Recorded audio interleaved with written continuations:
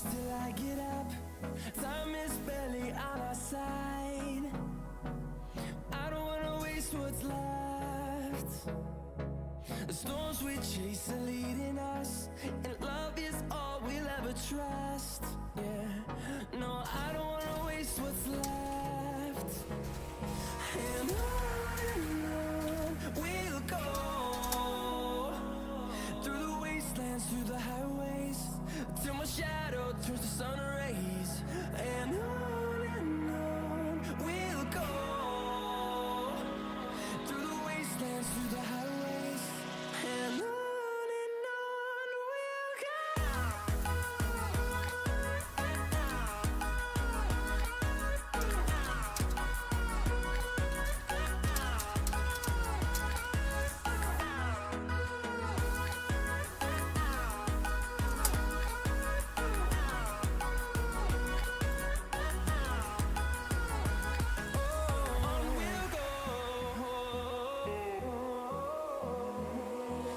Finding life along the way, melodies we haven't played. No, I don't want no rest. Echoing around these walls, fighting to create a song. I don't wanna miss a beat. And on we'll go, through the wastelands, through the highways, till my shadow turns to sun rays. And on we'll go, through the wastelands, through the highways, and on we'll go.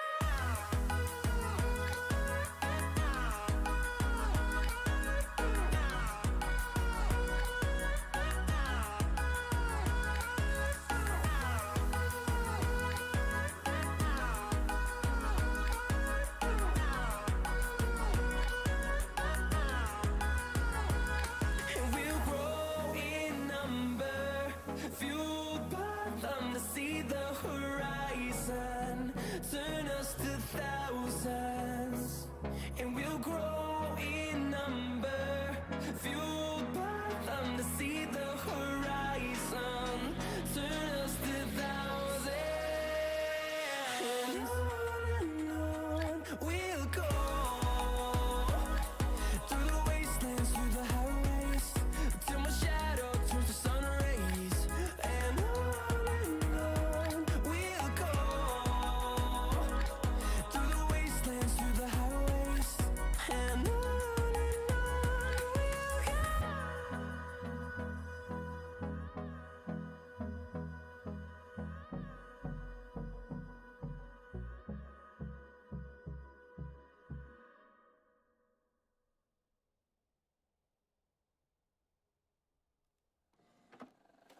I just can't let you go. Lord knows that I've tried to. You said I was the only one. No one likes being lied to. You made this mess and left me with the pieces. Now I wanna burn all the bridges between us.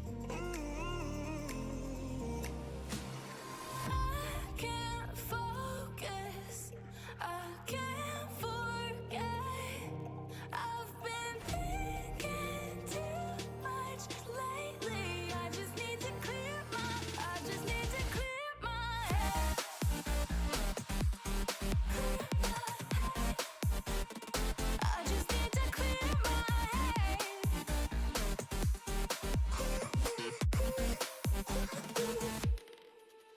I've been stuck on your memory, but it's not like I need it.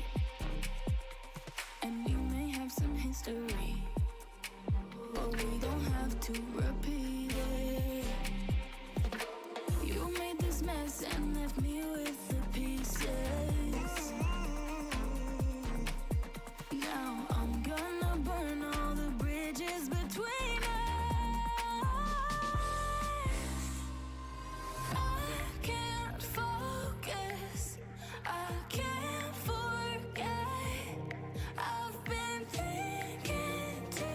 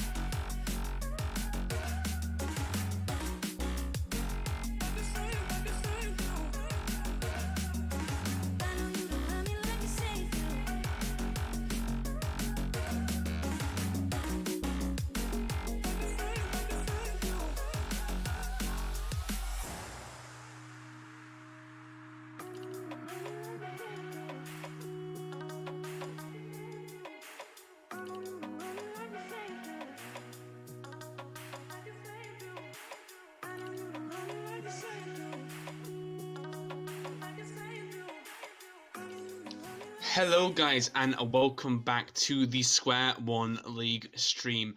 I am your host, Byron Villa, and joining me today is Sherlock. Our first Hello. game is going to be Team Alpha versus Glorious Gaming. Sherlock, how you doing?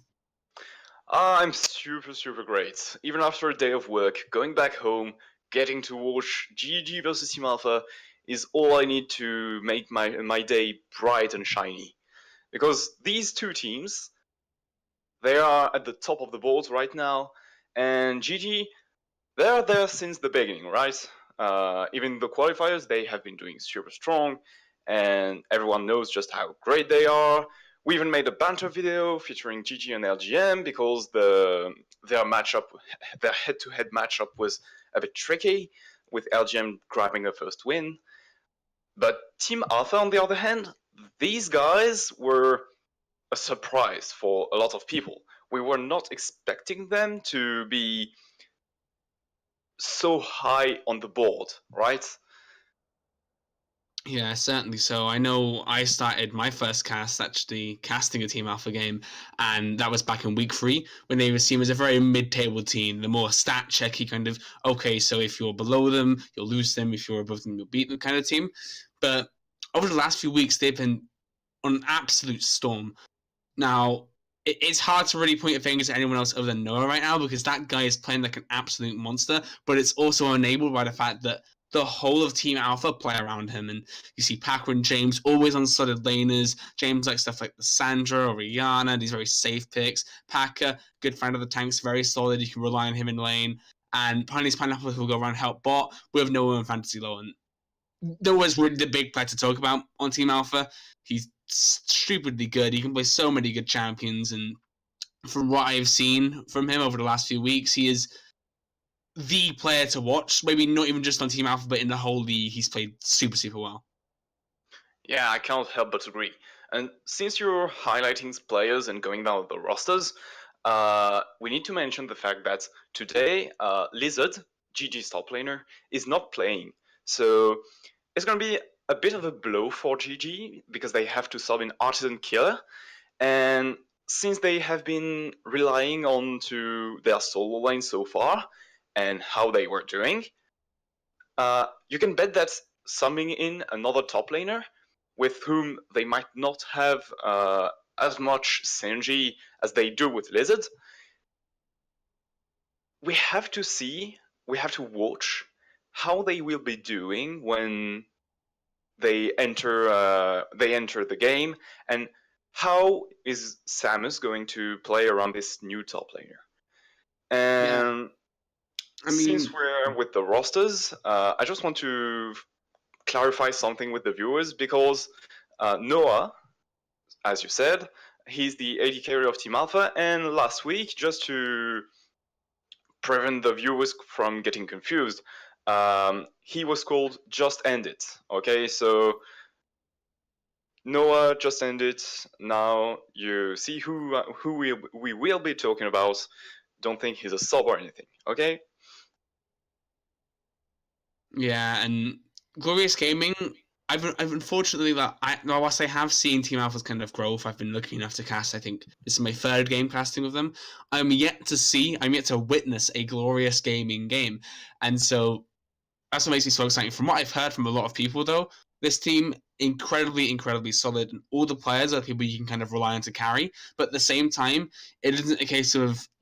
It's almost like the opposite. You got Team Alpha, very focused around Noah. You know, kind of roughly how they're going to play, but they play it really well. Glorious Game, on the other hand, anyone can spring up as a carry, and they're very good at playing multiple styles, and that's what makes me so excited to see this team because whilst there are certain teams like Team Alpha, you already know what's coming. With Glorious Gaming, it's always a joy to watch because you don't know what they're going to bring, and I'm so excited to see what they really can bring in this matchup, which is going to be a big one considering it very much is one of the top of the table clashes. Yeah, it's like most teams in the league right now have some identity in their playstyle that is carved in stone. Like LGM is basically play around whatever lane Sujin is playing in. We have Team Alpha that's always going for these early game aggressions. the invades, the wards in the river, the deep wards in the buffs, etc., to track the junglers down. So Team Alpha is that early aggression play. GG, on the other hand, they always somehow come up with a new way to surprise you, to get the advantage. And this is a huge tool when you're playing in an amateur league, because having multiple weapons allows you to not get outdrafted easily. We've seen in games from LGM, whenever they ban away strong laners for Sujin, like we've seen Vladimir getting banned systematically against LGM, and Corki as well after his game versus GG. So Sujin needs to always push his champion pool deeper to find another pick, and this right there, the GG playstyle, it allows them to always come up with another player that is going to pop off and take the whole game by himself. Like in the qualifiers, when Camille Jungle was super meta, it was almost everywhere in GG's games.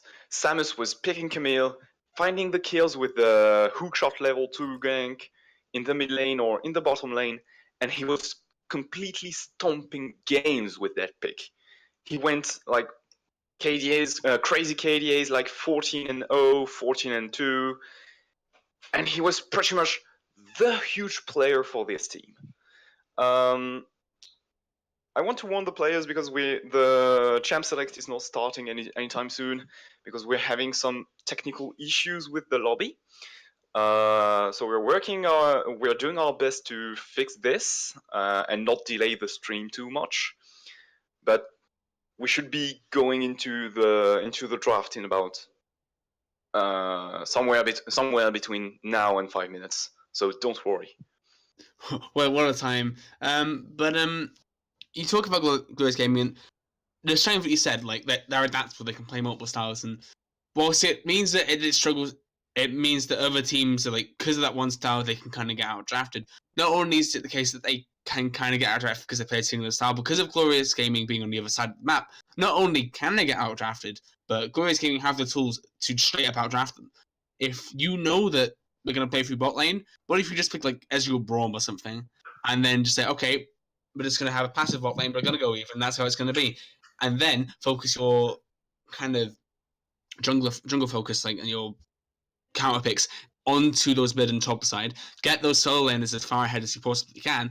That, to me, sounds like the best way to go forward. If you are Glorious Gaming, if you know you can play these multiple styles into the champ select, then that would be my personal plan. Now, obviously, that's just from what I've kind of heard about both teams, so there might be certain little things that they know that I don't know, and I want to see if Team Alpha can still secure their style without it being countered by a GG graph.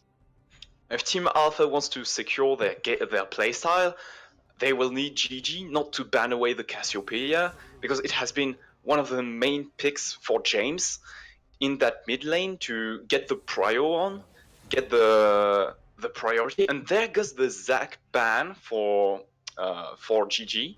Zac, Piney's Pineapple. Name a more iconic duo. Like, seriously, this guy has an 80% win rate on Zac in solo queue. He's been overwhelming with his Zac in league games, and he always managed to find these blind spots in the enemy vision and channel the slingshot to get devastating engages on the enemy teams. Every time he's played this champion so far, he was huge. And GG, they say, not this time, pal, and they get rid of the pick. I do have another iconic duo for you. He sits the name more one, and Noah and Vayne. Noah loves the Vayne pick. He really does. He does, yeah. I mean, I've casted him for a while through several leagues, and that man's he's a beast for a lot of different picks, which is why maybe you won't see the Vayne being banned necessarily. But Yeah. When he started out, he was very much a big Vayne player, and it's the kind of pick that if it gets locked in, I'm like, okay, here comes Noah. It's gonna be one of those games. Yeah, I feel like Noah is very good on this kind of burst AD carries. You see, oh, good prediction there though. So it is the Vayne band away, but it means that the Tristana is still available for him, and he's been really showing off in on this pick. I mean, if you watched the 10 first minutes of Team Alpha versus LGM, that was discontinued because obviously there was LGM's mid laner who went AFK, but before that, Noah was actually super aggressive on that pick, and I've been discussing with him for a podcast that's going to be live pretty soon, and Noah told me that Tristana was one of his favorite picks in the jungle, in the AD carry position, because he thinks that people most of the time underestimate how aggressive and how much damage he can output in the early game. But against Lucian, it's open. I mean, we are going to see how well does the Tristana into Lucian in the early game, right? Oh, the thing is that if he picks Tristana, then your goal won't necessarily be to beat out Lucian. Lucian is a very potent laner, but come the late game, he starts to fall off a little bit because he doesn't have that big range that most of our AD carries have. Now, if he does lock in Tristana here, the thing is of Tristana, you can play her two different ways. You can play her incredibly aggressive, jump in, big damage, or what you can do, which is my personal favorite way to play because I'm a bit of a beta, I'll be honest, just to sit back, farm, let it be. Oh, you're trying to engage on me, I'm just going to jump away. Oh, what's that? You're still engaged on me, I'm going to use my ultimate and burst to shot you away, and it's hard to get onto a Tristana when it's like that, and Morgana being locked in now, good pick into the Lucian, can bind people away, can make that other AD carry more safe. It's very, very nice. But the Syndra blind pick, oh, no, it isn't a blind pick, the Cassiopeia has been picked, but I quite like this matchup. Yeah, and I like the draft as well, because you see, okay, so Gottfried from the Tristana as well. I like the draft so far because Team Alpha, they are at comfort here. They have the Cassiopeia open, so they grab it as soon as possible for James.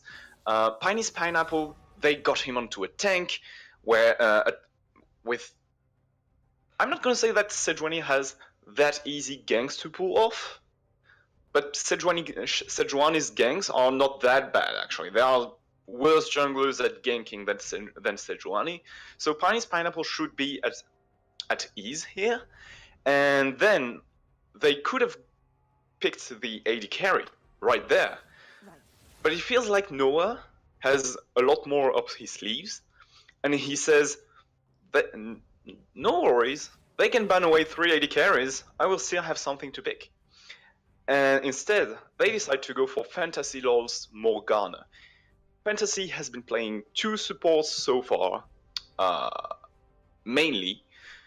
The first one was Thresh, and the second one was Morgana, and he has been super good on his Morgana, landing a lot of decisive dark bindings that made the difference in the bot lane.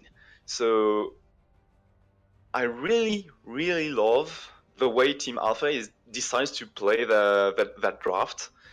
And on the other side, you can note the Jarvan, first pick of GG. This Jarvan is a bit tricky because back 6 or 7 months ago, you would always play Jarvan in the jungle. Now he can go either top or jungle, and since GG's players are very versatile, it's almost impossible to predict where it's going to go because of the flex picks. If I can quickly butt in, I'm looking at GG's draft. I really like it for one thing, right? We talked about the fact that Team Alpha loves to play around Noah. He's picked Kai'Sa, which is one of his signature picks, but the problem is, he's picking Kai'Sa into Lucian. Not an amazing matchup, I'll be honest. Lucian can really punish you there. But also, look at the amount of, I'm going to kill this AD carry and lock them down very fast. They just have. They have an Alistair to CC, and he just that AD carry straight up. They have a Jarvan who can flag and drag into Cataclysm on them. You have a Syndra who can unleash power onto an AD carry. Noah really needs to be careful because there's so many lockdown tools that GG have locked in for themselves, and whilst probably can help with deflecting a little bit of that, and so does the Morgana Shield, and there's like various tools for Team Alpha to help Noah out there. At the same time, I worry for Noah. Whilst he is an incredibly good player, I can see him outplaying a few situations. There's so much ADC lockdown for GG that I don't know if you can survive it. Yeah, you are right. Everything screams AD carry in this draft. Just the amount of hot engage on the side of GG shows you how much they are planning to commit onto this AD carry, and I really like. I think I said that a couple of times now, so I'm gonna reformulate it. I love Paka for that poppy pick, because that poppy pick is disrupting the whole principle of the GG's draft. So sure, you still have the unstoppable onslaught to get past the Poppy's W, but what are you gonna do when you have the miasma from Cassiopeia that's down on the ground, and the Poppy W that deters you to dash, even if you manage to get around the miasma? So they managed to get a very good AD centered draft, as well as a lot of disengage actually. And I feel like Team Alpha can pull this game fairly easily because of the requirements for the Cassiopeia and the Kai'Sa picks to work are very easy to meet. Like Cassiopeia just needs an aggressive, not say an aggressive jungler, but she actually needs the enemy junglers to be put down through tracking, vision, and river wards. And this is something that Team Alpha is very good at. And as soon as you get that river prio, Cassiopeia can do her thing. And versus Syndra is going to be a very interesting matchup to watch because it can really go either way, since everything is basically played at level 4. Once that Cassiopeia has her second point in her E, and Syndra has all of her spells, she can really start to output enough damages that Cassiopeia cannot sustain, and then it goes downhill from now on, because either Cassiopeia is late in CS and she doesn't have the pressure in the mid lane, and then Syndra reaches 6 before her, or it's the other way around, and it can go. It's a very hard snowball matchup in the mid lane. Well, I mean, you can say that about a lot of matchups going on right now. I mean, the Lucian, incredibly big priority pick, will want to snowball with the Alistair. Syndra into Cassiopeia, Syndra wants to snowball that matchup. Even technically Jarvan, Jarvan wants to get a lot of ganks off, get the early lead. The only one that isn't ready snowball is the Noodle fight the top lane. And I mean, while Sion does have a bit of scaling, I'm looking at the scaling on the side of Team Alpha. I'm thinking if they hit 30 minutes, crikey. Yeah, and I mean, Lucian, like, it's what the pick is designed to do, okay? When you pick Lucian, he's a lane bully, so you're looking to get a couple of kills before going out of the laning phase, right? Syndra is not that kind of mage. She likes to be calm and quiet in her laning phase, maybe get a kill or two with the ultimate. But what she thrives in are team fights. Once she manages to get these ultimates on the backline and then do the scatter the weaks on the whole team, that's what she really wants to do, and output the huge area of effect damages. So on one side we have a big scaling comp with Team Alpha, and on the other side we have a super powerful mid-game team for GG. So we'll have to see how well they manage to go through the early game. I feel like Sejuani is not the kind of jungler that pressures you too much in the early game, so GG probably won't have much trouble doing that. But as soon as we reach the mid game, we'll have to be monitoring GG's rotations, because that's where the action will be coming from. Yeah, alright, so let's quickly head down the lanes and introduce the teams. For Team Alpha, Packer is in the top lane on Poppy, Pioneer's Pineapple is taking Sejuani in the jungle, James on his signature Cassiopeia in the mid lane, Noah on Kai'Sa as AD carry, and Fantasy will be taking Morgana in support. Do you want to take the other team? Never mind. Okay, so on the other side, we have Golden Guardians. Oh, sorry, Helen I was in muted. the top lane. Sion in the jungle. Samus will be taking the Jarvan. Mid lane, Artisan Killer taking the Sindra with Summon Airy. GG Whisper is taking Lucian in AD carry and support. Flick, I can't say that name on Alistair. I can do it for you. Hell yeah. Just hit when I'm like play-by-playing team fights, just to say his name for me. Yeah, just mark a pose and say, and I say Flickerture. It's like teamwork on the play-by-play duty. Yeah. One thing I do want to quickly highlight is, like I said before, that Syndra took Summon Area in the mid lane. That is not typically what you take. I've seen Electrocute mainly took. Comet's been like a choice that I've been seeing cropping up lately, but Summon Area, I haven't seen that one yet. Could you explain to me anything behind that pick and why they've gone for it? So, Cassiopeia has a lot of sustain, probably mostly because of the passive on her E, but also because once she manages to back and she gets the catalyst, I think it's called.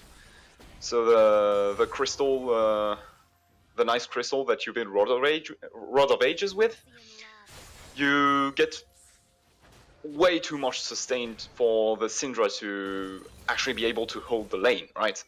And you cannot wait for Cassiopeia to tag you with a Q and then outburst you. So that's why she's taking Aerie to enhance her poke damage, so that she can actually contain her in the mid lane.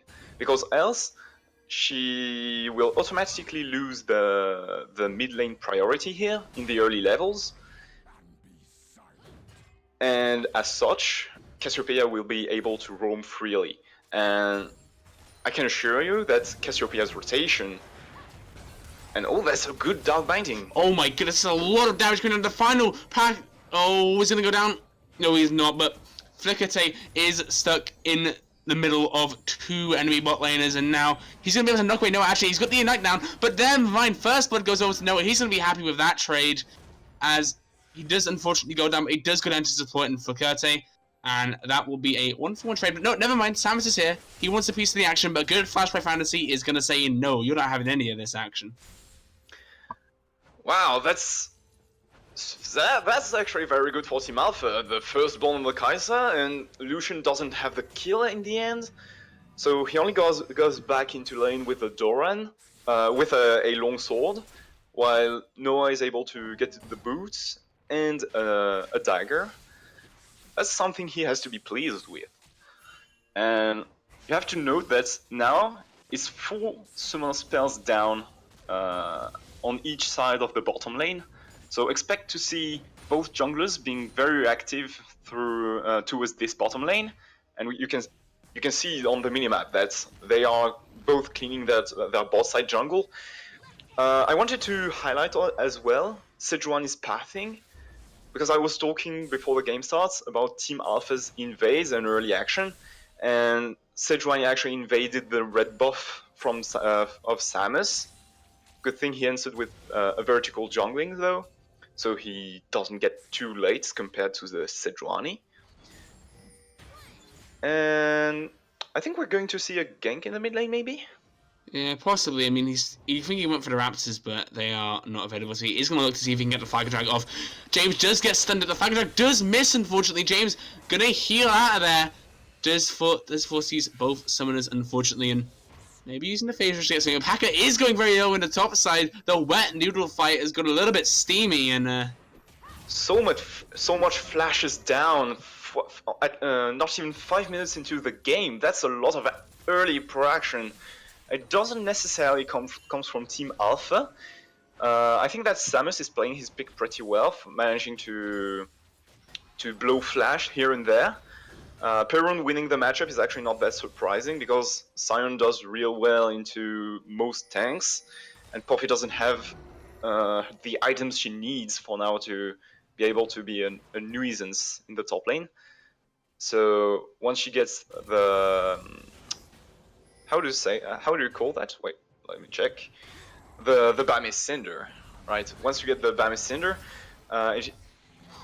it allows you to trade in the top lane. You can see that Perun has it, and he's the one winning the trades for now because the item is so powerful.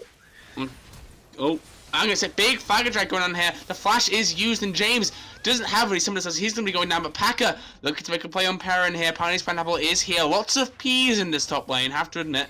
Big's still gonna come down onto Perrin. It's looking like he will go down as on the bot lane. Fancy those got a kill onto GG Whisper, and Noah not gonna get anything else. But that bot lane going in favor of the side of Team Alpha, despite the fact that this is supposed to be the late game scaling AD carry.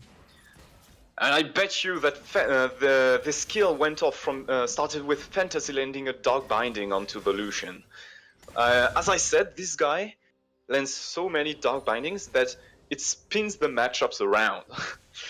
And speaking of what happened in the mid lane, it was so unfortunate for the first gank that Samus missed the flag and drag onto the Cassiopeia. So eventually he came back and... Oh, that's an unstoppable onslaught, but it has gone very, very wide, so I don't think he's going to be getting anything out of that one.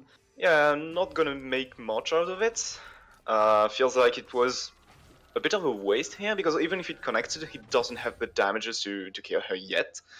So you would think that with his Scion, he would most likely use his ultimate to maybe roam mid lane, and get the unstoppable onslaught on Cassiopeia that doesn't have mobility and has the flash down. But yeah, so that's unfortunate, I'd say. And Samus is still in the mid lane. He's been so focusing the mid lane so much just to hope to swing the snowball matchup in their favor. The problem is that the whole team comp of Glorious Gaming is made to shut down Noah. Really, like that was the kind of thing we were coming in with. They had so much lockdown. It's supposed to be to kill the AD, and they've let him get ahead. I was expecting to go bot, put some pressure there. They have a lot of schools to really make something happen, and really they only went bot once, and it was through a failed gank and Perrin. I'm actually taking a lot of damage here. Is gonna back off, and Samus started looking topside to see if he can get anything, but unfortunately. Yeah, looks like he'll be having a blue buff for the desert. He doesn't manages to find an opportunity in the top side of the map. As you said, yeah, it's quite a shame that Kaiser is actually doing well in this matchup. Oh, Pioneer's Pineapple, he's going onto Artisan Killer. He is looking to get his stacks down, but Artisan Killer just gonna walk out of that one. And now, keep your eyes on Jarvan, because Jarvan's actually heading towards the mid lane, and it could be a little bit of a fight going on, but I think James is a bit wise to this one. He's aware that Jarvan's been around for a while, but... It's such a feels-bad situation when you're Pioneer's Pineapple, because he got his level 6 when disengaging the move. Like, he went on the lane, level 5, and the minion that allowed him to get the level 6 didn't die fast enough for him to get the glacial prison in time for the gank. So that's also has come out. He's looking for the solo kill on Paka. Paka going very, very low. Keep your eye on that devastating strike. See if he can hit it. It is knocked away from Paka, trying to peel him off. He's going to go quite low. Does get caught by the Q again. Can he get out? Misses his ultimate. This is very, very big. And Samus is here to steal the kill. But he's taking a lot of damage from the tower, but it's not going to be enough. Samus uses the Cataclysm to secure the kill. Good job. And good thing from Perun to give the kill to Samus, because Samus has been doing a really good job at keeping up with Pioneer's Pineapple, even though they... Oh! The binding does hit. Fancy though, he's flash ultimated there, and Noah gonna void rush for that kill, but James gets caught out by an unleashed power. Whilst that was going on bot lane, Flicerte had made a roam up to the mid lane, and now 2-0 Artisan Killer it's. This game feels so chaotic for now, like... skirmishes everywhere, fights all the times, trades in the lanes going hard on each other. This is what I signed for, you know. This is what I like to see when I see TAEP versus GG on the schedule. Yeah. 8 kills at 10 minutes. Already an Infernal Drake though. This one is gonna hurt because you have the Cassiopeia and the Kai'Sa. Even the Morgana that will be eventually stacking AP towards the mid game. So yeah, Infernal Drake feels bad. Next one is an Infernal Drake as well. So Samus might be playing bot side in 5 minutes, just to get this Infernal Drake as well, because it would really give GG a breath of air right now. Yeah, it certainly wouldn't. I want to highlight this mid matchup. Jarvan's been there a lot, but it's clearly been paying off. I mean, Syndra having a CS lead, 2 kills now, a bit of a bounty. You look at the gold lead, she's actually up a good 1.3k gold, and that is more than the gold that her team has. So really, this Syndra getting very, very far ahead and is going to be the wing condition. But Fantasy though, popping her soul shackles, I believe, is going to get locked down. And Noah, so much damage on that champion, and Artisan Killer is going to look to make something happen mid. The Packer is there, forces the flash, and Samus also has to flash. But here comes the unstoppable onslaught, going to knock down Pineapple Pineapple. But here comes Packer, he's looking to dive onto the 2 carries. Artisan taking a lot of damage, is going to try and look to blast Plant out, but it's going to be very, very hard. And Noah's there, gets the shutdown onto the Syndra, and now Samus going very low in the side lane. And Fancy though, going to get himself a kill too. Here comes Pineapple, they're going to look to finish it off. The stacks are coming down, but there's the Flakerte. He's a very, very, very tanky cow. Going to lock down Packer under the tower. He is going to go down, and they can't kill this Scion. He's so tanky, and that's going to be the end of the engage, I believe. You know, I was thinking that it felt off for GG to. Oh my goodness, Noah! You're a madman! You should have done that, buddy! Whisper. Unfortunately, the dash is on cooldown, so not gonna get that kill. It would have felt really good for him. It would have given him his Blade of the Ruin King, because on the other side is now an Infinity Age and a Berserker's Greaves on the Kai'Sa. So she was 3-1-3 before backing. Now just imagine how impactful she's gonna be once she goes back to this lane with these items. I don't really see now how GG's bot lane will be able to hold the lane just the 2 of them. I think that's, if you're Glorious Gaming, you want to have Samus stop playing around the bot lane and try to find an opportunity in the bot lane, because even though Kai'Sa at this stage of the game has much more damages than the Lucian does, just tank fights. Yeah, it's a wet noodle fight. But the question is, will it actually lead to a kill? Because they are taking a good amount of damage. Oh, Calvin, he's just staying high. I'm going to pop a Rift Tower here. And Pineapple Pineapple gets the ultimate onto Artisan Killer. He's going down, but look at the Unleashed power onto James. Going to take him very, very low. And the Petrifying Gate is unable to secure the kill. It's a 1-for-1 in the gank. And topside, keep in mind that Rift Tower was just popped. So they need to make a play on the other side of the map ideally. That's usually what you want to do. Or just say that Rift Tower. And right now, neither is happening. Rift Tower is nicely walking down top lane as Noah. Looks to make a big trade on the tower, but it's not going to happen. Eyes on top lane though. Right, Harold, just being walked into the tower right now. Yeah. I mean, Team Alpha, they are looking for these bot platings right now, but unfortunately they just fell off, and eventually it's GG that's getting a bit of gold right now because of the Herald in the top lane, getting the goals on the Jarvan and on the Scion as well. I'm just about how good that back shield was. Coming through, actually. Oh, unstoppable onslaught. You know, look to lock down Fantasy. They know that the back shield's down, and Noah is going to get locked down. The shutdown gold will eventually go over, but can he get a kill? Kind of close, actually, but is going to get shut down by 3 members on the side of the Glorious Gaming. As now they see an Inferno Dragon, and they say, "Me want that." That was a bit of a disrespect from Team Alpha, because they didn't do anything when GG grouped topside and grouped mid to shut down James and get the turret gold.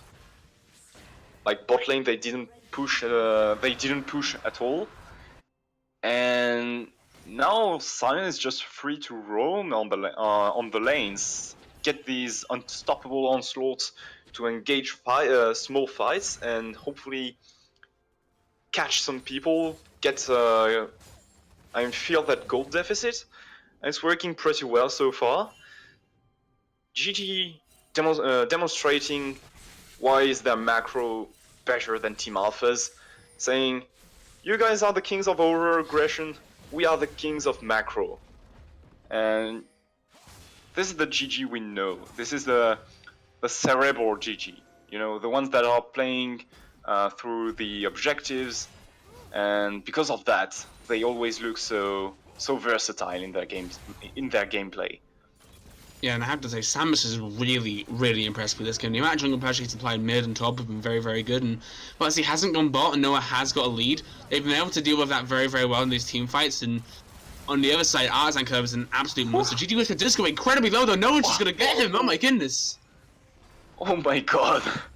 Do you even realize that in one auto attack, she actually dealt more damages than his whole curling? That's a big yikes when you pick Lucian, like the most dominant early AD carry in the game right now. Yeah, that's gonna be a yikes from me. Is now they're gonna crack this bot lane turret finally. Still don't have any other turrets around the map. Still very good macro play from Glorious Gaming. Like you said, they have been doing very well in that kind of regard. But still, this Kai'Sa is a Fed Kai'Sa, and a Fed Kai'Sa is a scary, scary, scary Kai'Sa. I just want to have this get quite out though. You will just dash over the wall though, I imagine. Not something to really worry about. Yeah, since we're praising GG for now, I want to keep going because there is nothing to take on the map right now in the immediate minutes. I don't know if that's very English, but whatever. I don't care. You hear me? I mean, who needs English when you have mechanics? Let's be real. Yeah, I guess so. So yeah, there's no objectives on the map, but look at the vision. GG actually has all entrances to the river warded, so they know whenever Team Alpha is longing for play. So that's a very good vision pattern that I have never seen yet. This is the first time I see that kind of pattern where you have like these 5 walls in the form of a dice on the river, and I actually think that is it's a very good one. There's gonna be a big fight going top lane though. I'm gonna have to stop you as the fight does not want to be seen by the spectator camera. They want to watch a noodle fight in the bot lane, unfortunately. I don't know what's going on. Yay, tank fights! Woohoo! I think they just walked towards each other, said hi, and then walked away, and that's the kind of the story of this fight right now, going on in the bot lane. What I do like the Glorious Gaming have been doing is they've been very good at, as soon as these lulls happen in the game, where usually teams just reset, the Team Alpha, they'll go back, they'll get their items, and then when they're doing that, there's someone else on the side lane cracking a turret, and by the time they're back, that turret's gone. And they've done that like twice now, and it's been very, very good for them. They are, now AMG, trying to apply a bit of pressure here. They do get the top lane turret very well, and looks like the white noodle fight does continue. I think the observer algorithm really loves tank fights. Looks like this game is gonna be about the top lane matchup. Even though we've been highlighting the bot lane being the center of both compositions, and the mid lane being a snowball matchup, the observer says, I don't care. I just want to see big beefy dudes hitting on each other with the grasp. Beautiful. That's... oh god. Well, I mean, all I want to see, my dream in life, just, you know, I want to have a, nature commentator over, like, a... Oh, wait, we got out of that? Oh, well done. Just having this, I thought he was about to get, very cut out. But what I want a nature documentary on top lane wet noodle fights. That's all I want. Just... Ah, man. Fun fact though, did you know that about what we've just seen. Poppy's heroic charge can actually cancel dashes, because whenever you start the heroic charge, if you connect into a wall, it brings the target back to the wall. So it's very good against Jarvan, also because obviously you can stun the Jarvan into the Cataclysm. Oh, Packer gets stunned up though. He's gonna get locked down. Is he gonna get out? That Ignite stick, I think he's gonna go down. He does go down for Curtis, secures the kill. Whew. And now that's the free bot lane tower, because Paka was on the duty of defending that tower for the past 5 minutes, but now there's no one to guard it. So I guess that GG is going to take that objective. And Pioneer's Pineapple is going to get CC chained. He is very tanky though, so can he survive this? No, GG Whisper wants to say no, but it's going to be a big fight. The good flash out though. Pioneer survives, but Noah, he gets chunked for so much damage. He's forced to flash out of there, but he is going to see if he can apply any more damage. It isn't going to be the case, and 5 members of Glorious Game get hit. James gets himself his first kill of the game though, so they might look to turn this one. I'm not sure if they can engage on that one though, so they're going to have to just let them push in and see if they can catch him out, which I doubt they'll be able to do. As James, look how much damage he's taken, he's flashed in, he has got 1 stun, but that's going to be it, and he goes incredibly though. He's probably going to go down here, as Poppy is diving the back line.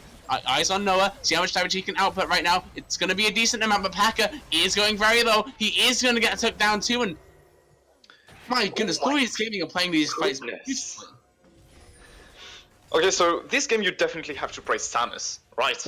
Because you said he was doing super good on his Jarvan, so he's not doing that great mechanically speaking, because we've seen him miss a couple of flags and drags. Thanks. But on the map, he always was at the right place, and he always managed to find the opportunities he could get. So this jungle is actually the way that GG got back into the game. Samus did a wonderful work at working with Artisan Killer, even though the latter one is actually the sub. So you can guess they have worked this synergy in duo queue, I guess, since GG are not actually screaming that much. And also, Samus is just showing how good he is at the game in general. Fantasy not gonna be blown off by the Syndra ultimate, fortunately for him. So, yeah, as I was telling, Samus is just showing how good he is at the game in general. He always knows what his role is in the composition. Whatever the picks he play, he knows if it's his turn to engage, when to disengage and go back in. That's a lot of damages. Fantasy Lord's actually going to flash this out. Wow. I do want to quickly note, Syndra's CS, absolutely insane. Oh, the Petrifying Gators get stunned, but I don't know if James is going to be able to survive. This is 3 men on top of him, and he's going to go down.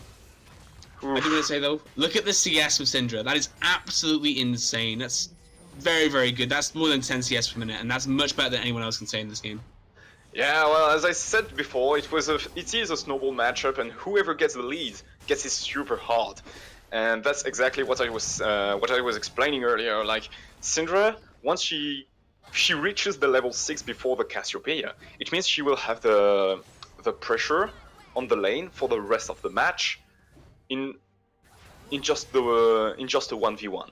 And she was in a 2v1 with the help of her jungler, so she was able to free farm the whole game, get this insane number of CS, and now she can just basically walk up to anyone, get the combo off, and one shot the enemy. So that's exactly where you want your Syndra to be in the stage of the game. Okay, and with the combo of the Syndra stun that's we've seen Artisan Killer land so reliably, when you have that combo with the Jarvan, you can basically instant kill anyone from the Team Alpha's backline. Yeah. Now, I'm looking at the Sushin, and he's had an unfortunate game, but what I really like that the Glorious game done, it was something that I was originally critical of, but it has worked out, and the fact that they've kind of ditched bot lane.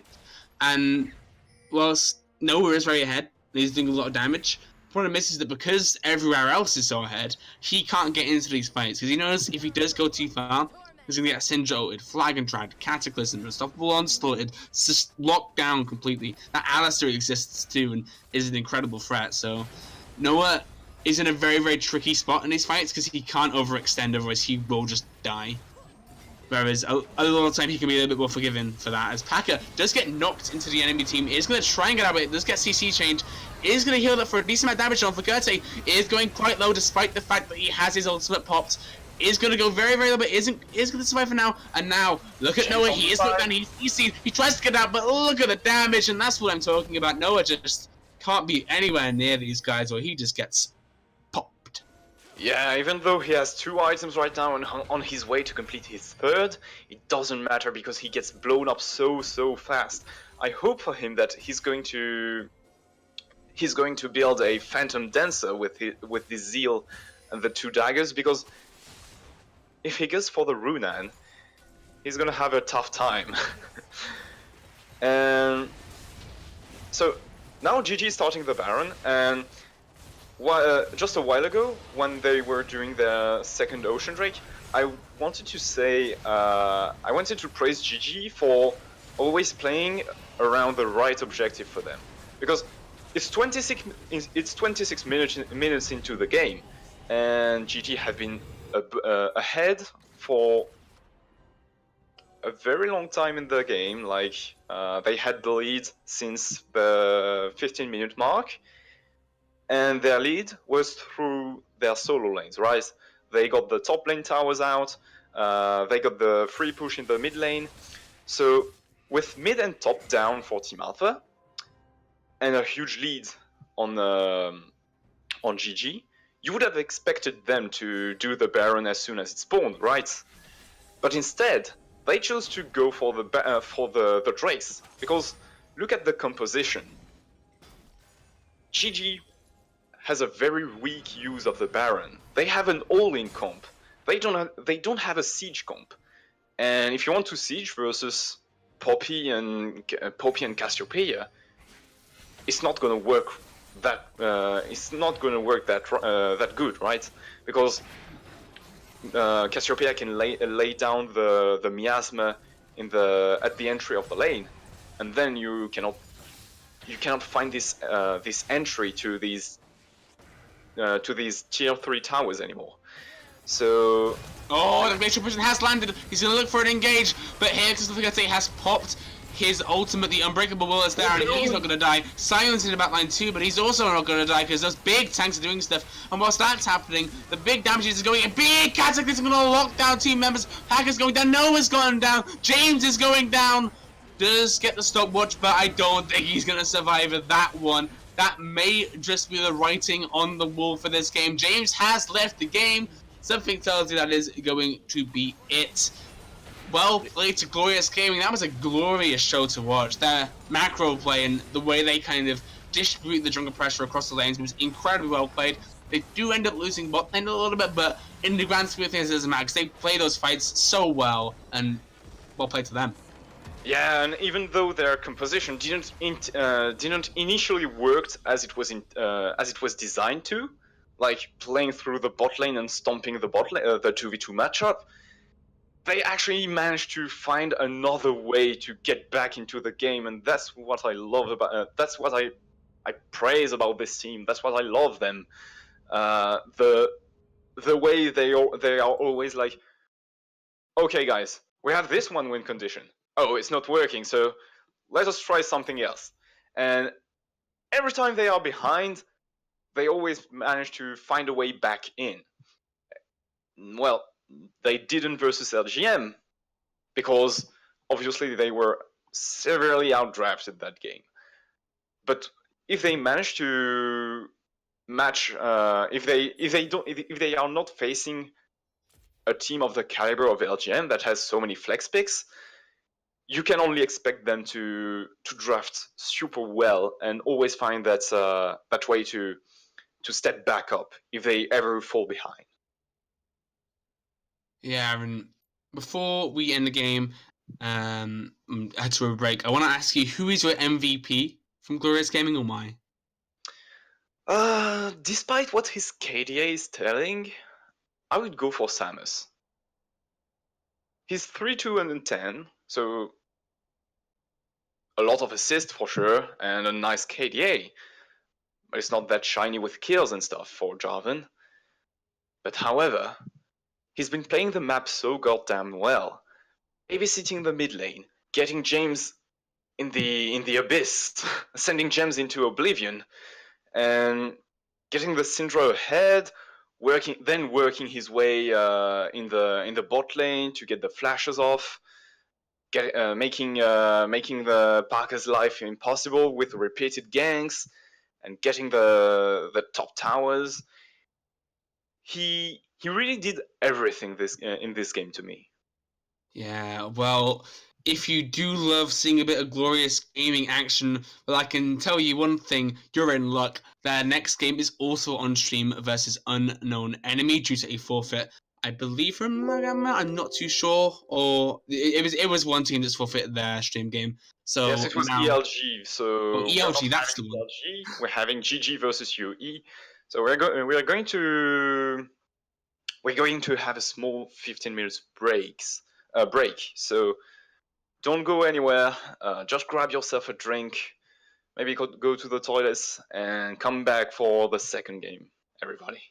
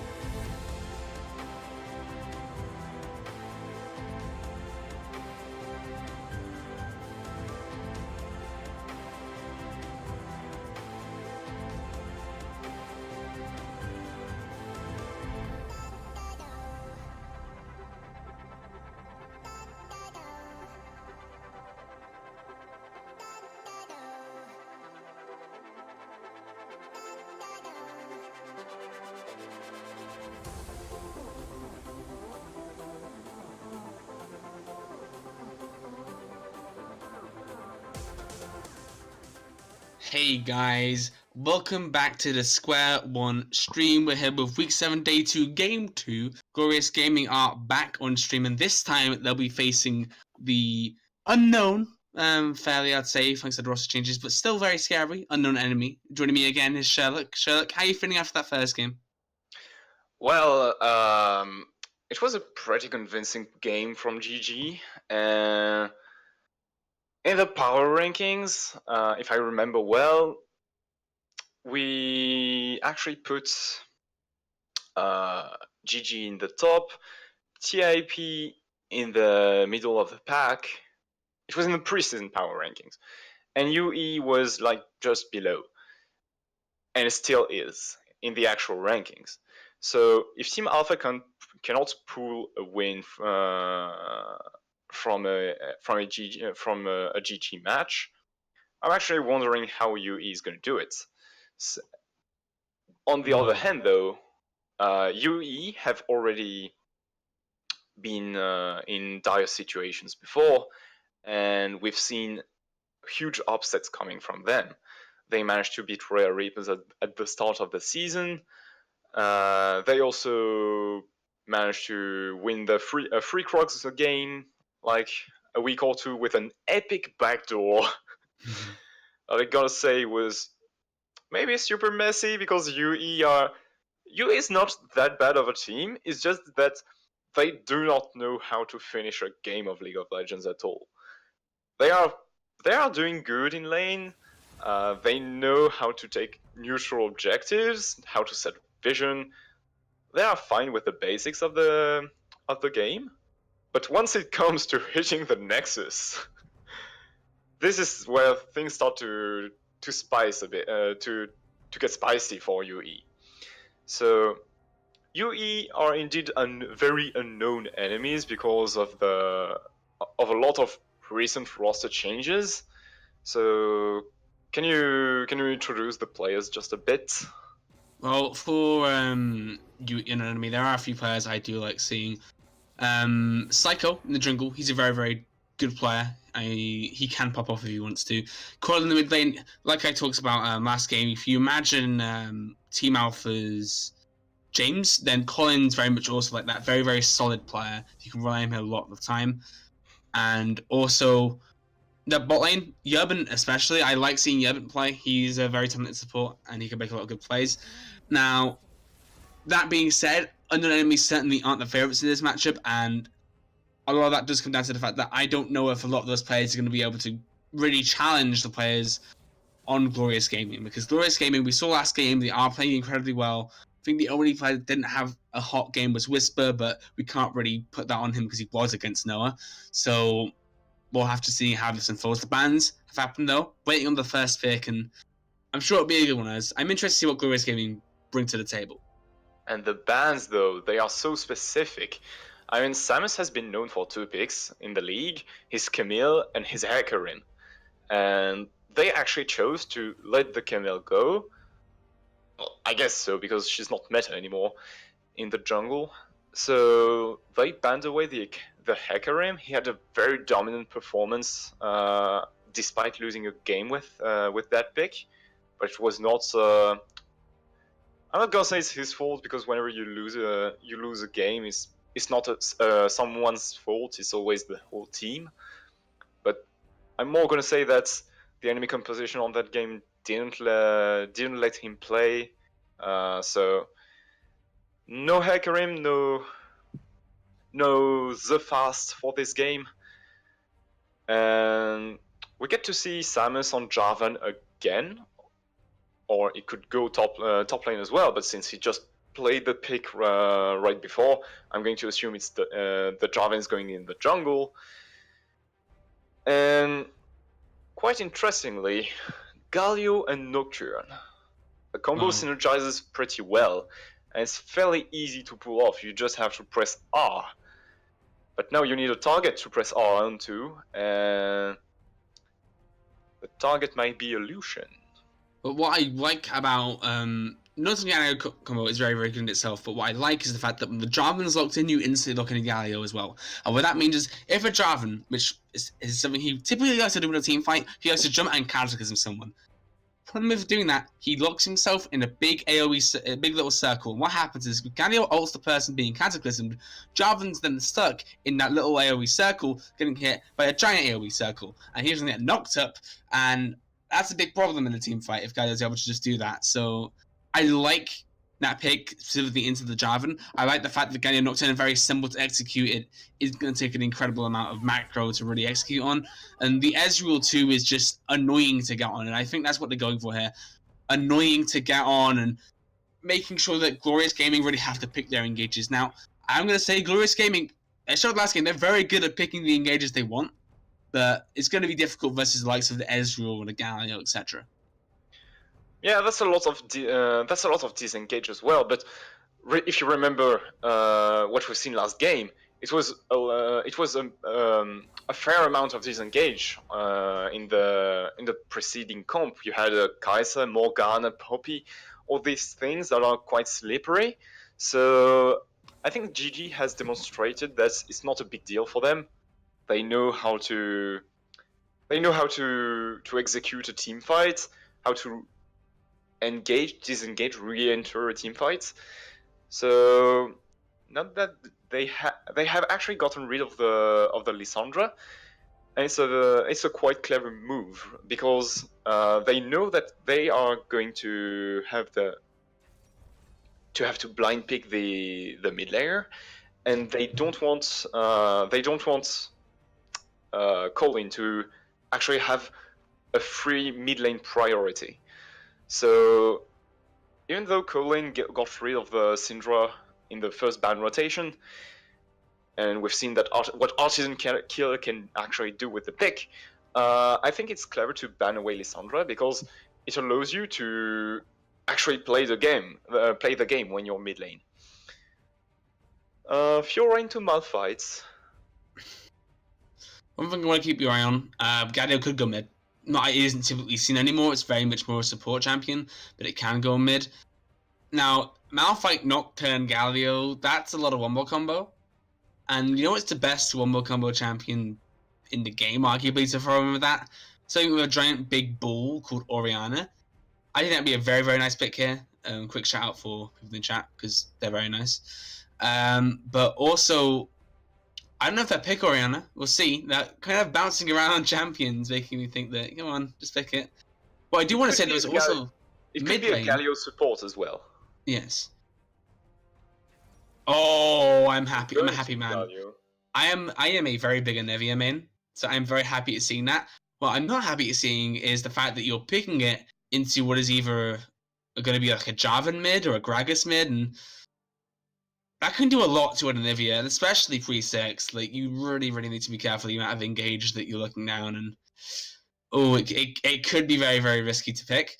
Then again, Anivia, past level 6, you can play it incredibly safe, and you should be alright. But my worry is, like, if you try and put your wall off, try and be safe, just clearing, all of a sudden Gragas uses his Body Slam flash combo, gets onto you, knocks you backwards, Jarvan's able to tag and dragon, you're suddenly dead. And that's the worry of Anivia. But I like the fact that it can just kind of push in. Yeah, and the thing is, Samus was actually free to be the one stepping up in the jungle matchup, to always be the one to engage the moves without worrying too much about a counter gank, because he was playing into a Sejuani. And Sejuani is a very passive pick until level 6, where she gets to gank a bit more, but it's still less aggressive than a Jarvan.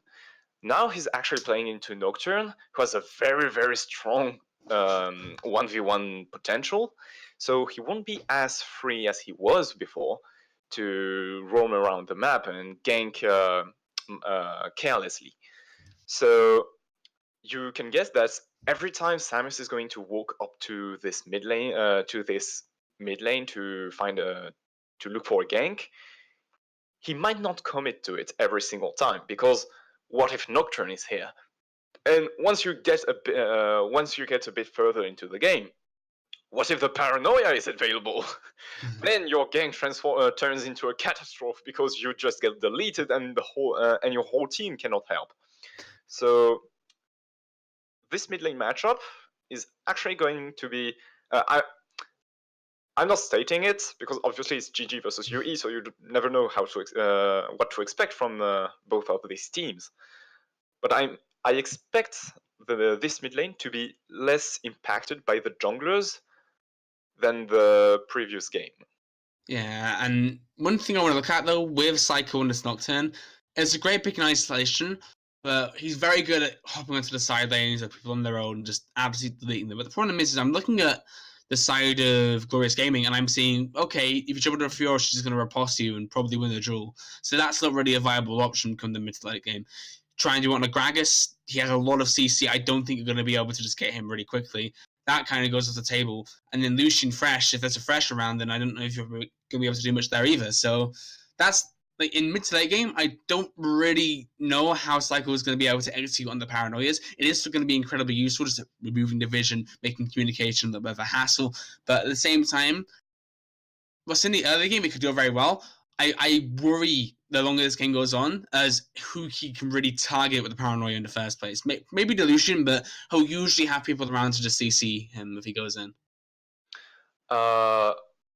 Also, when I look at the composition, I feel like UE wants to get to the late game because when you take a look at their composition, they actually have the Anivia that scales super well into the late game. Everyone knows how she can just delete waves, turn around team fights. The wall is super powerful. It's one of the best zoning skill of the whole game, maybe.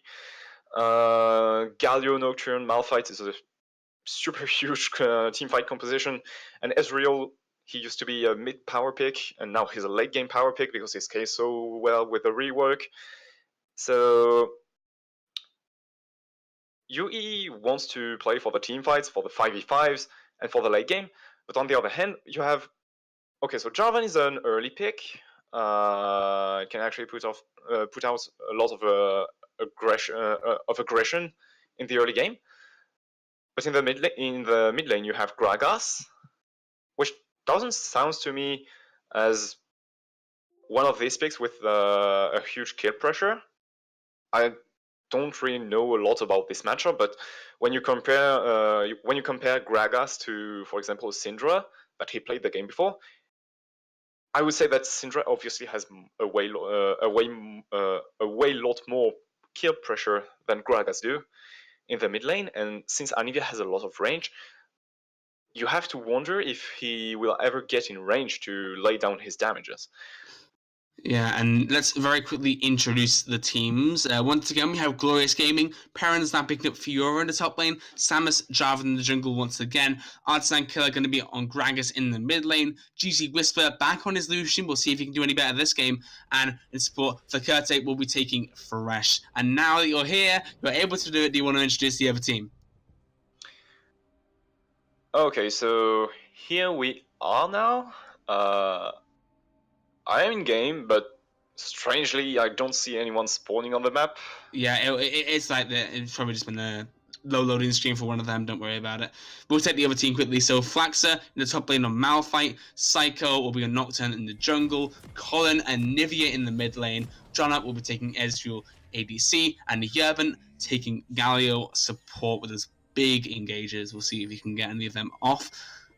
And going into this game, I'm very excited to see how a lot of these lanes go on. Specifically, this is a Gragas mid. It's hard to not be excited about this. It's not something we see often. Very much a big old pick back in season 3, season 4, even Gragas mid is very very big. The old mirror invade. Oh my god, the old mirror invade. Yeah, and the old Gragas mid pick. I almost feel like I'm back in season 3, you know? You need some Pink Panther music right now of people just sneaking around thinking they're going to find someone, but funnily enough, you actually tried to go for a counter invade there and just kind of jump the first who comes near them, but they were unable to do so, and it means that Glorious Game was able to walk around the jungle, but they didn't actually find anyone, and weirdly enough, they didn't actually put down a ward. They got a Poro in the top bush, if you see right at the top of the map. Other than that, they didn't actually ward the buff, which really surprises me. Yeah, it sounds a bit weird, right? You would expect GG to at least get some early information on the pathing of Psycho, and I I'm not such a big there fan we of. Oh, there we go. So they know that he's starting red, which every Nocturne is, of course. But I was more looking towards a ward at the Krogs or the Raptors, because this Poro actually has chances not to spot the Nocturne in his pathing. As we can see, here is the Flag and Dragon to force a flash out of Conan level 1. Well played. and as you can see, right before this level 2 gank, Psycho decides to go for the red Raptors clear, while a lot of Nocturnes have actually been doing red into Krogs, into Rift Scuttler, because it yields the most experience and the most goals, and it enables you Oh, and to. Samus is in for a second, get the Flag and Dragon comes over, does not land it, but is going to jump on Flags to force the flash out. Oh, he's so low at the first, but does go over to Perron. Great little dash to the tower, and that's a big kill to have. Well, Pirun flashed on the spot, but eventually it ends up well because he doesn't get tagged by the. Oh, the Flag and Drag. Oh no, Flags to get TP'd back in, buddy, but it might be lights out again. Samus taking a lot of tower damage here, but they are able to secure the second kill on Flaxer in 3 minutes. Oh, I just want to hug the guy. That's unfortunate. Oh my, that's a big turn of events right there, because this top lane matchup, Malphite versus Fiora, the normal way it should go is that Fiora doesn't have enough damages early and mid to actually hold the Malphite in a side lane, and she loses the matchup quite heavily. Yeah, but he does get the taunt down onto Flakerte. He's going to take a lot of damage, but look how low he's actually getting. They forced the heal and the flash out. Well played by the bot lane of UE. But... And because Whisper dashed into the spot Flickerture was standing in, he actually gets the ignite on himself instead of his support. So Flickerture gets to stay alive. That's very well done by Whisper. So right before this early game, this early bot lane action, I was saying that in the top lane, what would normally happen is that Fiora falls behind because Malphite has much more base damages than she does, and Malphite actually has item power spikes that gives him enough trade power to win the lane in the early and mid game. But now that Fiora has 2 kills, look at that, she almost has a Tiamat completed, and she can. Oh, and Samus, it's gank number 3. He's going to stop Flaxter from ever moving, and oh my goodness, this is setting up your tent in the top lane, and it's working right now. The poor guy. I feel bad for Flaxter. But Samus, he's doing a great job. The way he's pathed down, he's in vertical jungle, he's constantly had pressure from the top side, and he's always been available to make these ganks happen. Yeah, and meanwhile Psycho is rushing his level 6, but because he doesn't get involved in any lane, he actually doesn't have as much. He doesn't actually have more experience than Samus does, because he racks up a lot of XP whenever he gets the kills in the during these ganks. And and it's again. Before this time it's on Colin. He has no flash, no mana. His egg will be popped. The question is, can they do enough damage in time? It's looking like it is going to be the case. And Yevon actually is going to go in for the kill. He's going to get Arzan incredibly low, but isn't able to finish it off. Now Samus looking to 1v1 the support. There is a level discrepancy there, and Yevon is going to be forced to back off. Oh, he's going to go back in with the Justice Blitz, but I don't get to see what's happening. Oh, it's a 1 foot. No, it isn't. Is it? Oh, it's going to die. He's going to die. Oh my goodness. Samus is doing so much on this Jarvan. Oh my god. He's actually so proactive. This guy thinks he's playing Xin or like Olaf or something, because I've never seen a Jarvan doing so much in the span of 6 minutes before.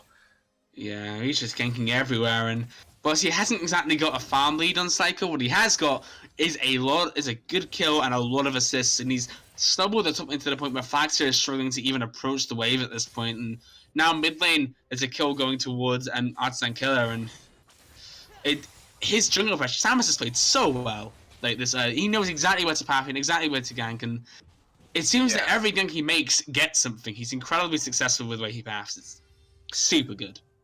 And it's not only about the Samus, right? Because when you see how every single ganks leads to a kill, it cannot be only Samus. Oh, It yeah. has to. It has to. Oh, TC Whisper. The lantern right in time to. The save, old Flash Lantern classic. Yeah. I'm not sure that's a classic, but you know. That's actually really nice. I like that little play there. Well, you know what's a classic? A pink wall, a lantern. Short story. Oh, that is something that makes you proud. I've seen that one. So yeah, Samus is always finding the opportunities, but it's also because the laners are setting the waves properly for him to actually do something. Because if the Gragas always outpushed the Anivia, he wouldn't have been able to pull off these ganks, and Anivia doesn't have that much wave clear in the early stages of the game. So it obviously takes a lot of communication. And now Flaxer is getting ganked again, but this time it's not for the jungler, it's from the mid laner, but it's going to be just as successful. The 4th kill goes on to Perrin in 7 minutes. This guy is getting a kill every 2 minutes at this rate. And he's now Samus gonna in be... the mid lane. Oh, it's another game. Colin does dodge the Falcon Dragon. He is outplaying this fairly well, taking a lot of damage to Samus, but the Kansas The paranoia.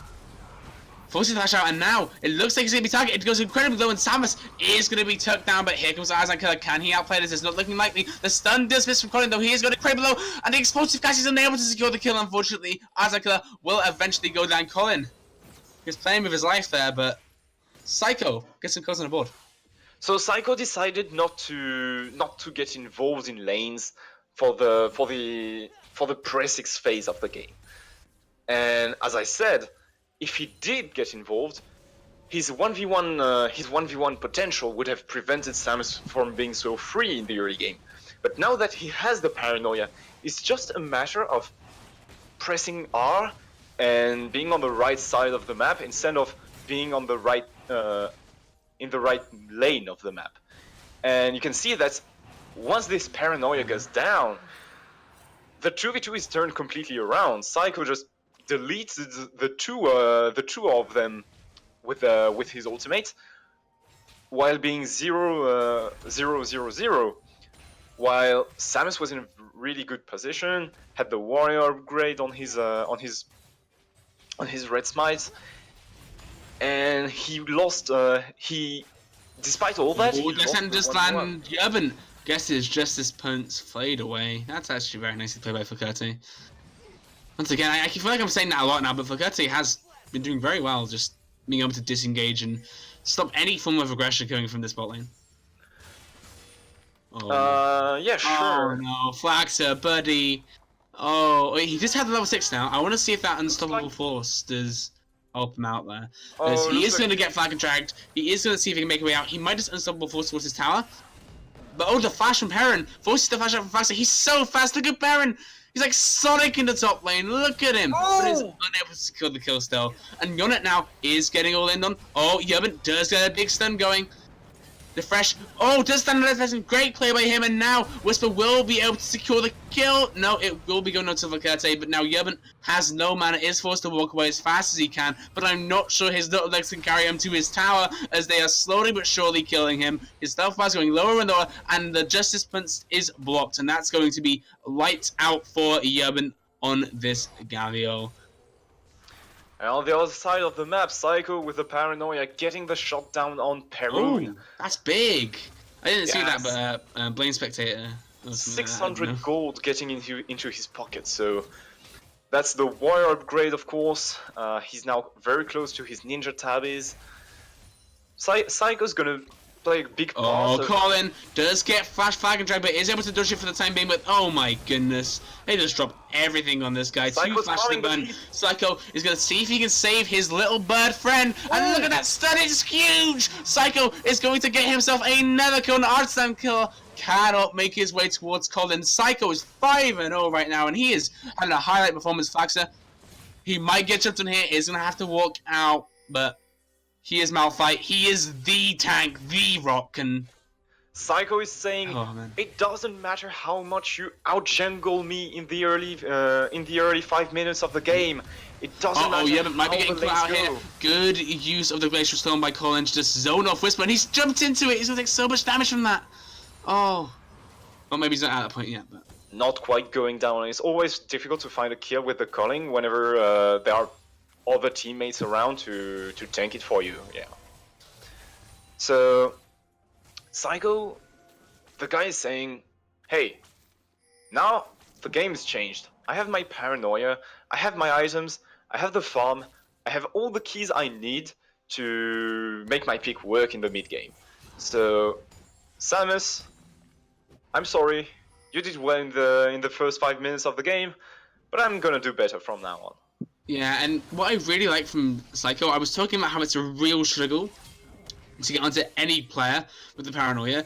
But what I like what he's been doing, especially in like the ones he's been counter-ganking, is he's waited for all the CC to be burnt, and then he goes in. And then you have no appeal for this guy. So look, he's going in right onto Artisan Killer. He has absolutely nothing up. He's just going to go straight down, and that CC chain was absolutely horrid, I have to say. As now Whisper maybe cut out, forces the flash, but he's going to see if he can dash over the wall. Does take a lot of damage though. Is going to be fed the flash over by Psycho, means he's going to be able to secure the kill. And now they're going into Flacate. Flacate going very low, is going to be forced to flash. But can they get the engagement? Yerman looking for the taunt, but is unable to get it, unfortunately. Does get death sentence, but nothing good going to come of that one. As now they're going to be pushing it in. Look at mid lane. That tower only has one placing left, and I think he wants to kill that one. As Traven hanging around the top side, chilling out, clearing a Skull Crab, but on that bot side, the controller's just gone completely in the favor of UE. And the game pretty much looked over at 5-6 minutes, right? We were like, oh my god, Samus is smurfing. But now, look at the gold, it's dead even at 13 minutes. Psycho has been doing... I don't know, I don't know what he's been doing, actually. I would like to know because... A lot. Yeah. He's sitting on 1,000 gold bounty, and not quite getting the back cancellation here. Oh my god, he just straight up bought a GA second item. What an absolute mad lad. I think that's, I don't know if that's what you take. I assume you like GA like third and fourth. You don't usually take a second, right? Unless I'm inting. I mean, the GA is actually pretty clever. Because when you're 7-0, you want damages, right? You don't want a GA. And... Oh, Yerban, he's going to see if he can get the Children's around 20, and he does! Look at that ultimate, just so much damage, and now... Oh, he's going to see if he can get out the fresh. Trying to work out the Trunner on the backline, though, does get jumped up by Param, and now Sicko going to take a lot of damage. Can we see if he can do anything, though? He is able to secure the double kill for the Anivia. She's been doing very well, and now Glacial Storm. Oh, Param does... he doesn't get a kill actually, get GA'd. And now Artisan Killer gonna see if he can get a kill onto Psycho, but I'm not sure if he can. Yerban now zoning off the Gragas. He's taking a lot of damage, will be getting taunted up soon. Does use the barrel underneath to see if he can get a lot of damage, but it isn't going to be the case in Yerban scores his third kill of the game. And now, Sanivia is starting to come online. You can only praise Psycho on this game. He's doing everything to carry. If you ever wondered, what can I do to carry my solo queues? Well, just look at Psycho. He's doing it right now. His whole team is doing bad.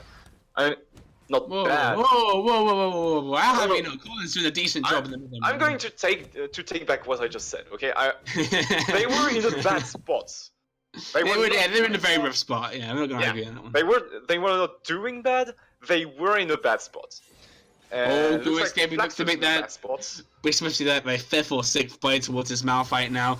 Keep it right, he does have the ultimate and he's just going to get out there. And now, all of a sudden, Glorious Gaming is top focus, so it looked really good and they got so many successful ganks off.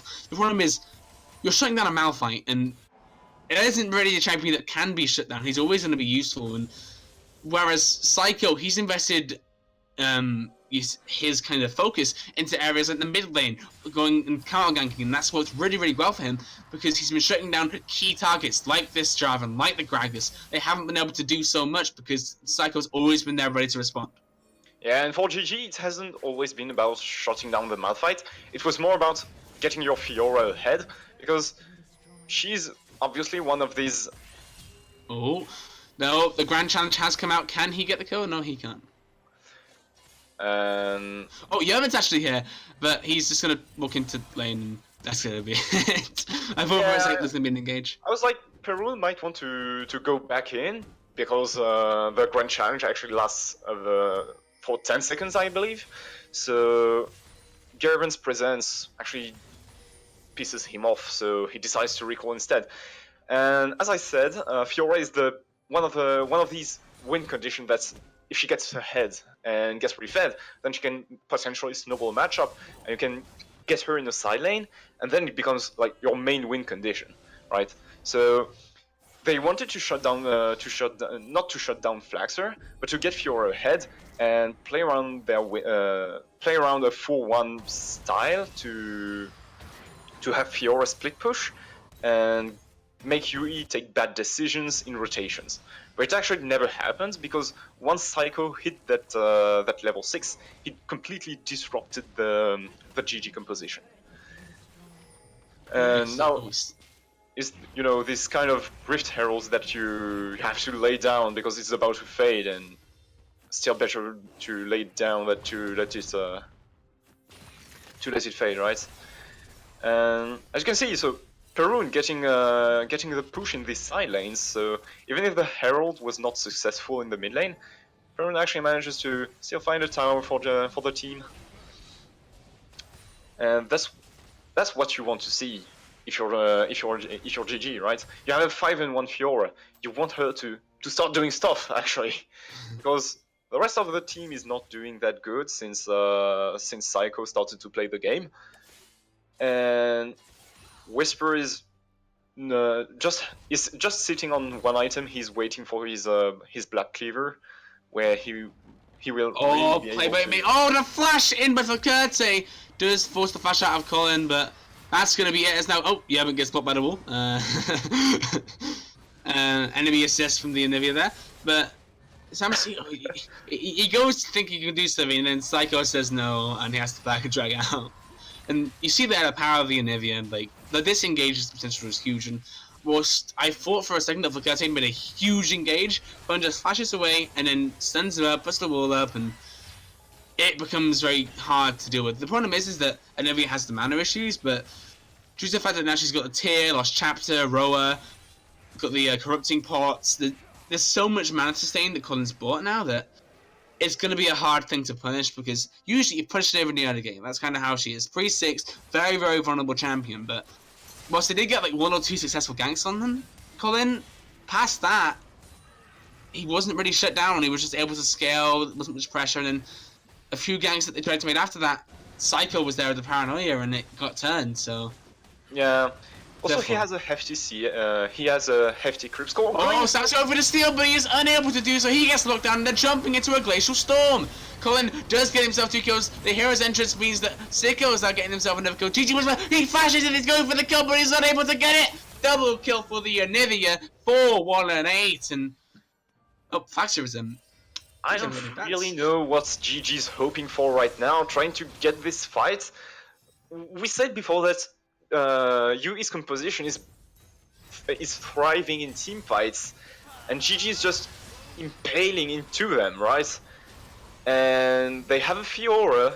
You would think that with the teleport coming soon, you put her in the side lane and put UE and get UE in a dilemma situation, but instead they decide to go for the team fight, and UE say we're happy with that. And oh, Fax is going low. There's Paramin. There's that stumble you were on about. He can now just sit the side lane and be in a huge threat. But keep your eye on who's the Psycho and Colin are coming though. It's the Goon Squad, and so is Galio. It's going to be a CC chain. I don't know if you're going to outplay this one. As Jonat's actually getting caught out, but he is Ezreal. How far can he run away? It's not going to be enough, though. Whisper gets the kill, and now... The Baron is up! 3 members of UE are bot! It's going to be a Baron now for GG! This could be the turnaround! Oh, man, and Yumi were doing so well, but... Glorious Gaming has some glorious macro plays, let's just say that. And now, that's out on a Baron, 4k HP, 3k HP. The Paranoia has come out, they do not have the vision of the fight. They might have to disengage off this one. They're going to see if they can make a play though. Here comes Psycho, he's next to make an engage off for Gertie, but is able to do so. The big knockup! Great ultimate from Malphite there. Art's going to go low. GG Wisp also going to go down, and that is going to be a 4-for-nothing. Samus tries to factor, but is unable to do so. Psycho's going to chase him down. Triple kill for the Nocturne, and what a fantastic unstoppable force. You can't shut that one down. Flaxer, you monster! Oh my god, after being shot down the entire time, he says, I'm going to be useful this game, you'll see, and then boom! A huge 5-man ultimate! And just that shows you how shutting down a tank is never a viable option. So of course, as I said before, the goal was not to shut down Flaxer, but what did Perun do in this team fight besides not much? That's the issue with Fiora though. Fiora very big at the side, and you saw the strength of the Fiora, which she actually still right before that fight, dragging people down to her, making 2 or 3 people come to her, and then you force the objective on the other side of the map. The problem is that they don't do the Baron quick enough because they're not far ahead in any of the lanes over than that top lane, so there isn't enough damage going down on the Baron to do it fast enough. Which creates an issue because they don't finish it by the time that UE arrive from the bot lane, which means that then they get engaged upon and die. Yes, and my question actually was what Perun did in this team fight, because before the team fight she was in the side lane and she actually did a lot. She was the one initially to stop and the here's Baron. doing another a lot, but this time there are 3 members of UE saying, we want to kill you. Perun's gonna... Oh, the Unstoppable Force lands again. That guy has been on point with these, actually, and the double Cloud Drake means that you're not gonna outrun UE. And the kill, and again, goes over to Colin. He's been playing very solid, but, I mean, Psycho, 11-0-7. And now, look at the vision. They are investing a lot of vision in the bot side of the map. They know where they want to be playing. There is no Baron, no objective for GG to take. So... Oh, Fox takes a lot of damage from Artisan, but the problem is that Artisan, he got put behind the lane. He's 1-6 and 2. He does not necessarily have the damage. And now, Fox gets knocked down. A great play by Artisan, but he is going to get knocked down. It's going to be a 1-for-1. And now, here come the bot lane squad. We have Nivea, Ezreal, and Galio all pushing into this bot lane turret. Still 10 seconds on Perun. Yeah, Param is just coming up now, and oh, the Descent this time can Confetti go in on this. It's looking like they're gonna try to, but the Glacial Storm comes out. Great disengage tool alongside the shields of Durand. And now, oh, here comes Samus. He's looking for a big engage. Look at his catechism, but he's getting absolutely deleted by Psycho. And now, Param for Gertie going very low for Gertie. Very, very low. Look at that health bar. It's like 50 health, and they're gonna take down this inhibitor. And you know, mid inhibitors also open. He can go up there. GG, they had a super dominant performance right before, and UE, they say, we don't care. We don't care if people say that we are less individually talented.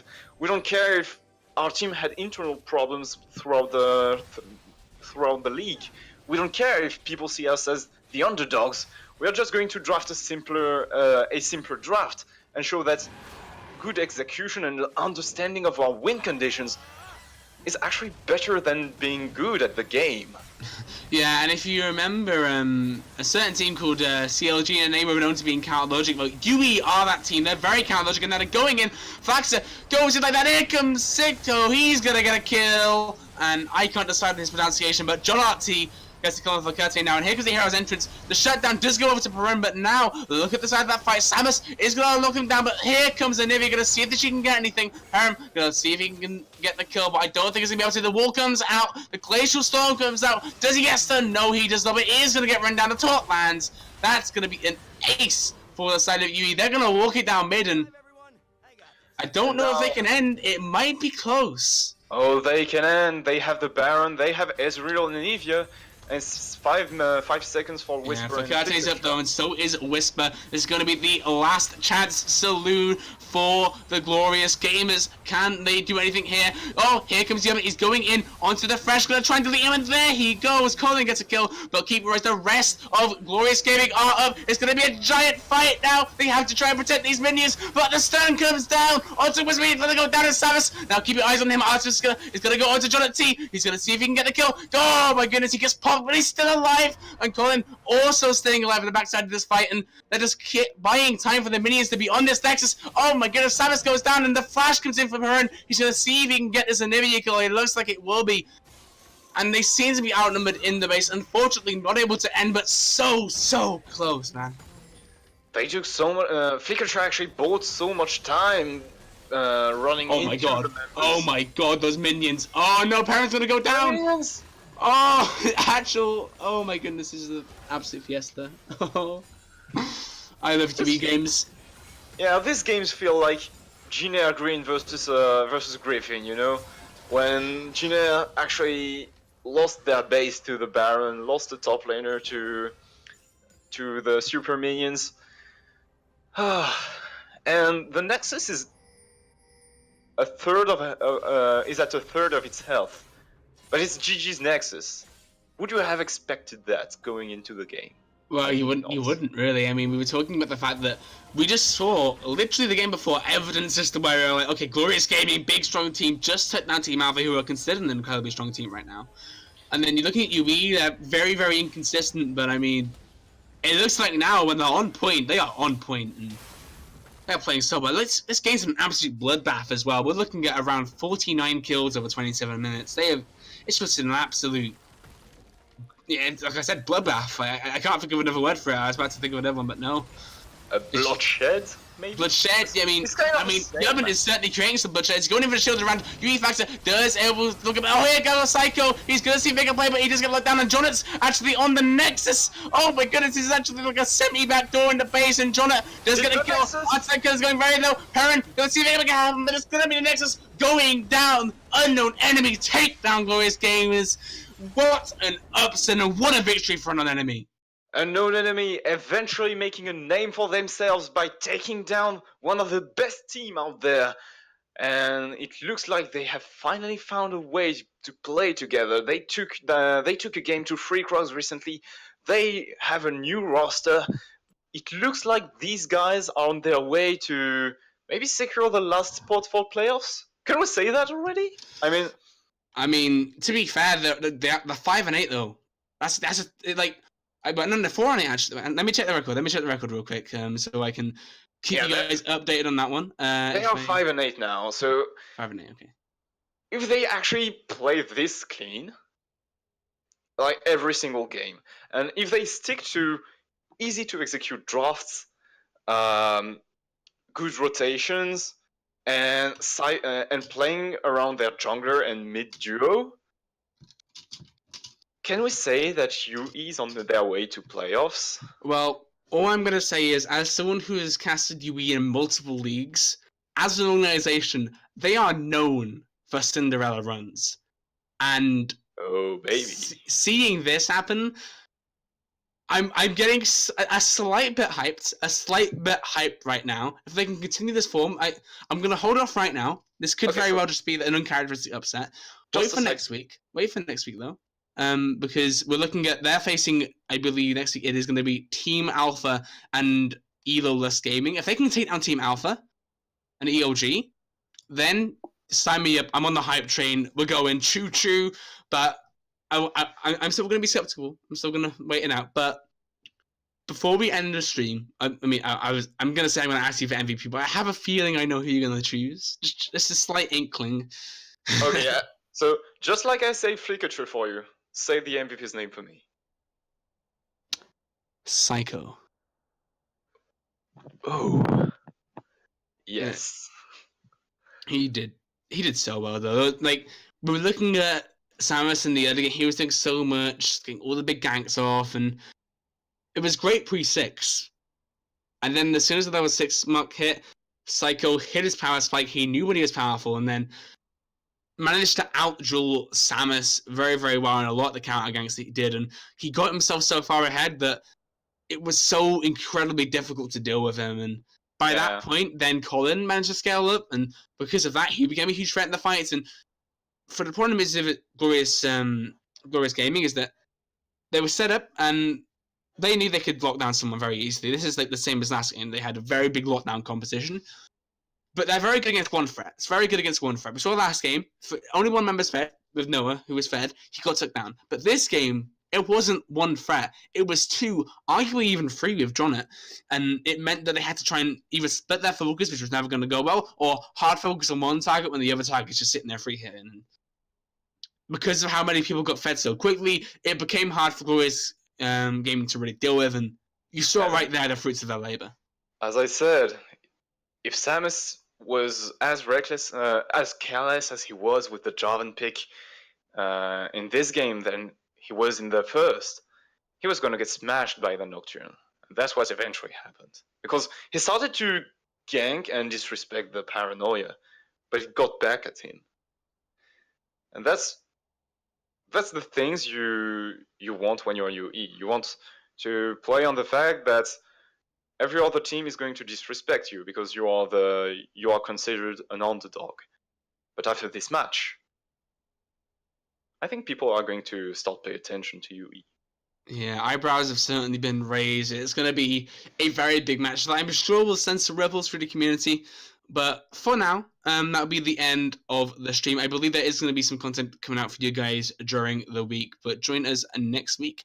I will quickly check the schedule for you guys so you know what you're tuning into. So next week we have week 8 coming up, and oh wait, I don't know the team schedule. Never mind, ignore me. But it will be a very exciting week. UE on the rise, like it's such a big storyline. There's so many nice, cool roster swaps that are coming down, and I'm super excited to see as we head ever closer to playoffs, how the teams kind of switch their momentum up, who really starts standing out. It's looking like UE right now. But anyways, for me, I'm going to be signing off. Thanks again for Sherlock for casting with me, Blade for streaming. Sherlock, any last words before we end the stream? Watch out for the Cinderella story. Yeah, certainly do. Good night, guys, and see you guys next week. It's going to be exciting.